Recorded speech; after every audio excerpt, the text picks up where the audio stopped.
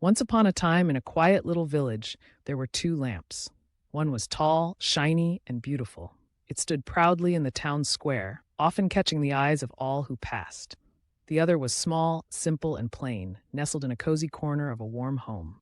The tall lamp often looked down on the small lamp, boasting about its height and shine, declaring how it was admired by everyone, while the little lamp felt dull and insignificant in comparison. One evening, however, a storm swept through the village, causing a sudden power outage. Darkness fell everywhere. People stumbled through the streets, children cried, and chaos reigned as everyone tried to find their way.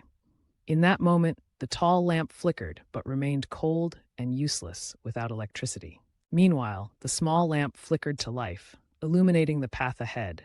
Its gentle glow guided the villagers safely home, filling their hearts with warmth and bringing smiles to the worried children. Feeling embarrassed, the tall lamp, now humbled, reflected on its worth. It questioned how this could be possible, that something so small could provide so much light and comfort. The small lamp, with kindness, shared a valuable lesson. True worth is not found in beauty or admiration, but in the deeds we do to help others.